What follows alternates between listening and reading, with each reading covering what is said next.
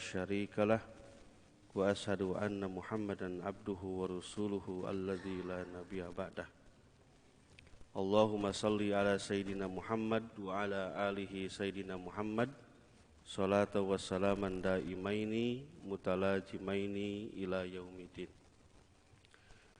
Hadirin sidang salat subuh rahimakumullah. Pertama-tama mari kita panjatkan puja, puji dan syukur kita ke hadirat Allah Subhanahu wa taala yang alhamdulillah di subuh ini, di pagi ini dengan begitu dingin tantangan tidur ya. Kita masih diberi kekuatan, diberi kesempatan untuk bisa melaksanakan kewajiban kita sebagai muslim salat subuh berjamaah. Mudah-mudahan ibadah kita dalam rangka mendekatkan diri kepada Allah ini menjadi ibadah yang diridhoi dan diterima oleh Allah Subhanahu wa taala. Tak lupa salawat dan salam mari kita curahkan kepada baginda kita Nabi besar Muhammad sallallahu alaihi wasallam, kepada keluarganya, kepada para sahabatnya, para tabi'in sampai umat akhir zaman yang setia kepadanya. Hadirin rahimakumullah, seperti biasa di Sabtu subuh 2 minggu sekali akan menyampaikan sebuah hadis. Mudah-mudahan ini menjadi sebuah nasihat peringatan buat kita dari Rasulullah SAW. Hadis yang akan dibacakan di subuh ini adalah hadis tentang nasihat malaikat Jibril kepada Nabi Muhammad SAW, yang hakikatnya nasihat itu adalah untuk umatnya. Diriwayatkan dari Sahal bin Sa'd radhiyallahu anhu qala Nabi sallallahu alaihi wasallam tani Jibril alaihi salam faqala ya Muhammad isma syi'ta fa innaka mayyitun wahbib man syi'ta fa innaka mafariqahu wa'mal ma syi'ta fa innaka majziyun bih. Summa qala ya Muhammad sarful mu'min qiyamuhu bil lail wa ijjuhu istighna'uhu anin nas. Dari Sahal bin Sa'd radhiyallahu an bersabda Rasulullah sallallahu alaihi wasallam, Jibril mendatangiku lalu berkata, wahai Muhammad, hiduplah sesukamu karena sesungguhnya kamu akan mati. Cintailah siapa yang kau suka karena sesungguhnya engkau akan berpisah dengannya. Dan berbuatlah sesukamu karena sesungguhnya engkau akan mendapatkan balasan. Kemudian Jibril berkata lagi, wahai Muhammad, kemuliaan seseorang mukmin itu adalah berdirinya dia pada malam hari, yaitu untuk sholat malam, dan keperkasaannya adalah ketidakbutuhannya terhadap manusia. Hadirin rahimakumullah, Nabi kita mendapat nasihat dari malaikat Jibril yang hakikatnya nasihat ini adalah untuk kita umatnya. Nasihat ini mungkin bisa memperbaiki kualitas keimanan kita, mengingat hakikat kehidupan dunia ini. Nasihat pertama, kata malaikat Jibril itu, ya Muhammad isma syi'ta, hiduplah semaumu, menurut kamu silahkan. Mau melakukan kebaikan silakan, mau melakukan kejahatan silakan. Hidup ini tidak ada sebuah pilihan, tidak ada sebuah paksaan. Hidup ini adalah sebuah pilihan. Silakan, tapi ingat, fa innaka mayyitun, kamu akan mati. Malaikat Jibril mengingatkan kepada kita hakikatnya jangan terlena dengan kehidupan dunia ini. Kamu ujung-ujungnya akan mati. Ini adalah sebuah peristiwa yang pasti datang kepada kita. Orang kaya mati, miskin mati, orang yang pejabat mati, yang biasa juga akan mati. Ini menandakan sebuah peringatan dari Rasulullah SAW untuk banyak mengingatkan kepada kita tentang kematian. Sehingga banyak korelasinya dengan nasihat Rasulullah, aksiru dzikra hadzimil ladzat. Perbanyak oleh kalian mengingat yang memutuskan kelezatan, yakni al-maut. Kita sangat disibukkan dengan kehidupan dunia ini. Kadang-kadang hati kita, pekerjaan kita, keinginan untuk menggapai kehidupan dunia ini begitu keras, sampai-sampai lupa persiapan kita sesungguhnya nanti menghadapi Allah Subhanahu wa taala.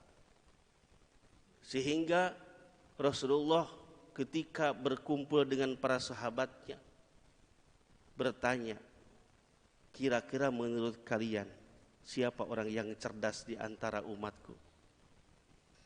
Kalau pertanyaan ini datang kepada kita, Pak, siapa yang paling cerdas? Mungkin kita akan menjawab orang yang cerdas itu orang yang IQ-nya di atas rata-rata. Orang yang cerdas itu dia akan sukses memimpin banyak perusahaan, banyak gelar di belakangnya. Tapi tidak jawaban Rasulullah SAW. Rasul menjelaskan orang yang cerdas di antara umatku adalah orang yang banyak mengingat kematian dan mempersiapkan bekal amal soleh setelah kematian. Ini adalah rumus jawaban Rasulullah yang begitu bermakna agar kehidupan kita di dunia ini jangan terlena. Kehidupan kita begitu singkat, kata Rasulullah. Kun fid dunya ka'annaka gharib. Hiduplah kalian di dunia itu seperti orang asing. Hanya sebentar datang. Apa yang harus kita banggakan? Harta, jabatan, kekayaan? Tidak ada, hanya sebentar. Singgah, Pak. Kita singgah di sebuah pulau yang mana dunia akan melanjutkan perjalanan kita yang masih jauh. Jangan terlena. Karena orang-orang yang terlena itulah dia hakikatnya tidak memahami hakikat kehidupan yang sesungguhnya. Oleh sebab itu persiapkan amal terbaik. Amal soleh setelah kehidupan dunia inilah yang harus kita berlomba-lomba mempersiapkannya. Minimal ada 3 kalau nasihat para ulama.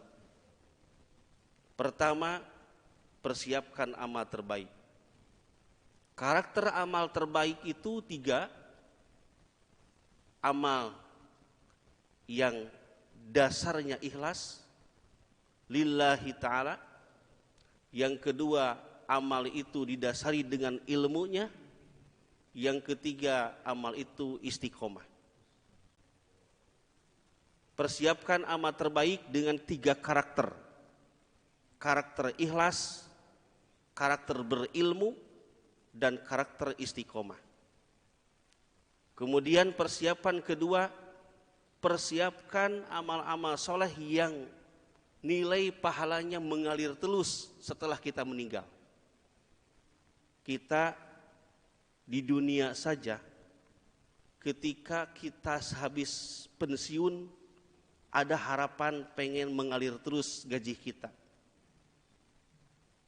Walaupun kita tidak bekerja. Begitu juga Allah mengajarkan, ketika usiamu habis, terputuslah ibadah pahala sholatnya, terputus ibadah tilawah Qur'annya, terputus ibadah yang kebaikan yang lain. Tetapi perhatikan, ada amal-amal yang tidak akan terputus pahalanya. Persiapkan amal itu. Apabila kita bisa maksimal, lebih baik. Minimal salah satu kita mempunyai amal-amal yang nilai pahalanya terus mengalir setelah kita meninggal. Persiapan ketiga, jangan lupa berdoa, bermunajat kepada Allah dengan usaha ikhtiar maksimal agar akhir hidup kita mendapatkan kehidupan yang husnul khotimah. Itu adalah nasihat dari Rasulullah SAW agar seseorang mempersiapkan mengingat kematian dan mempersiapkan amal soleh setelah kematian. Nasihat kedua, kata Rasulullah, yang disampaikan malaikat Jibril kepada beliau, hakikatnya kepada kita adalah wahbib man si'ta fa innaka mafariqahu.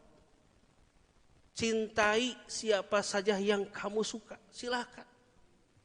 Tapi ingat, kamu akan berpisah dengan yang kamu cintai. Allah tidak melarang kita mencintai istri kita, anak kita, harta kita, jabatan kita. Tidak. Silakan. Yang Allah larang adalah ketika kecintaan itu mengalahkan cintanya kepada Allah Subhanahu wa ta'ala. Sampai hati ini tidak ada celah untuk mencintai Allah dan Rasulnya. Hartanya diagung-agungkan, anak dan istrinya dipikirkan terus, dari bangun tidur sampai bangun kembali, tidur kembali. Tidak ada sedikit pun hati ini bagaimana menanamkan kecintaan kepada Allah dan Rasulnya. Ini yang Allah salahkan. Padahal kecintaan kepada harta dan anak itu kebanyakan bisa melalaikan manusia ingat kepada Allah. Ya ayyuhalladzina amanu la tulhikum amwalakum wala auladikum an dzikrillah. Wahai orang-orang yang beriman, jangan sampai harta dan anakmu melalaikan dari ingat kepada Allah Subhanahu wa ta'ala.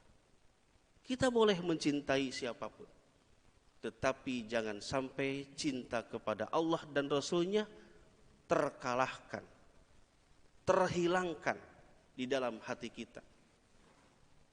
Inilah yang kebanyakan yang kita miliki pada konteks zaman sekarang. Hati kita disibukkan dengan mencintai yang fana. Kita secinta-cintanya kita kepada jabatan ada batasnya. Secinta-cintanya kita kepada istri ada ujungnya. Secinta-cinta kita kepada harta pasti akan berpisah. Kita duluan mau berpisah atau mereka yang meninggalkan kita? Coba aja ibu, bapak-bapak resapi kita. Pastilah suatu saat dia pernah diamanahi, apakah itu jabatan, apakah harta, apakah istri yang cantik.